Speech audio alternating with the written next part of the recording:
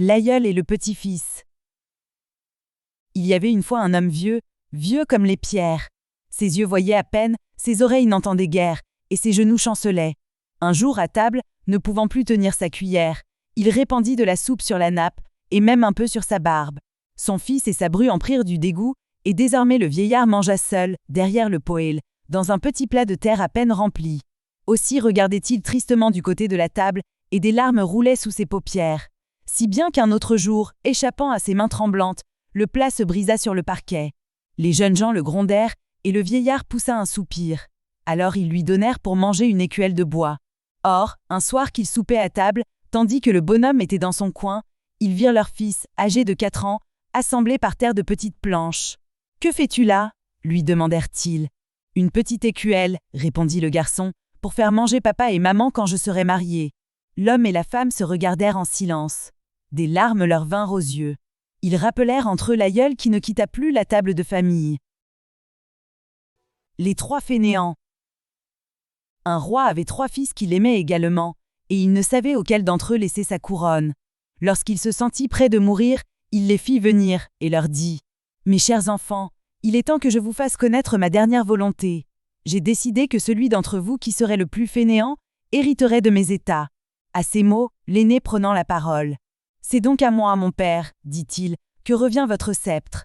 Car je suis tellement fainéant que, le soir, j'ai beau tomber de fatigue et de sommeil, je n'ai pas le courage de fermer mes yeux pour dormir. » Le cadet dit à son tour. « C'est donc à moi, mon père, qu'appartient votre couronne, car je suis si fainéant que lorsque je me trouve assis devant le feu et que je sens la flamme me brûler les jambes, j'aime mieux les laisser rôtir que de faire un mouvement pour les retirer. » Le troisième reprit. « Mon père, personne plus que moi n'a droit à vous succéder, car telle est ma fainéantise que si j'étais condamné à être pendu, que j'eusse déjà la corde autour du cou, et qu'au moment d'être étranglé, que quelqu'un me tendît un couteau pour couper la corde, je préférerais subir mon triste sort plutôt que de me déranger pour prendre ce couteau. » Le roi répondit aussitôt. « C'est à toi que revient ma couronne. »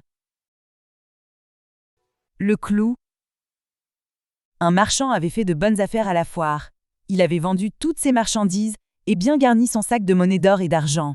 Il s'était mis en route vers sa demeure, où il désirait arriver ce même jour encore avant la tombée de la nuit. Il cheminait donc à cheval, son lourd porte-manteau solidement attaché derrière la selle. Vers l'heure du dîner, il fit halte dans une ville, et lorsqu'il voulut se remettre en route, le valet d'écurie, qui lui amena son cheval, lui dit « Monsieur ne sait pas sans doute qu'il manque un clou au fer gauche de derrière son cheval. »« Ne t'en inquiète pas, » répondit le marchand. « Le fer n'en tiendra pas moins pendant les 6 lieues au plus qu'il reste à faire.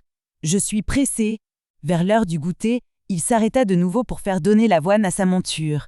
Le garçon d'écurie ne tarda pas à venir le trouver dans l'auberge. « Monsieur ne sait pas sans doute, lui dit-il, qu'il manque un fer au pied gauche de derrière de son cheval.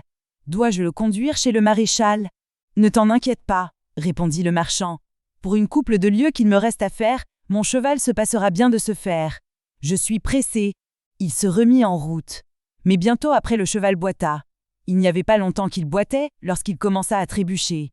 Il eut à peine trébuché 2 ou 3 fois qu'il s'abattit et se cassa une jambe. Le marchand fut obligé de laisser là son cheval gisant, de déboucler son porte-manteau, de le placer sur son dos et de regagner à pied son logis, où il n'arriva que très avant dans la nuit. C'est pourtant ce maudit clou que j'ai négligé de faire remettre qui a été cause de tout mon malheur, pensait-il en marchant d'un air sombre.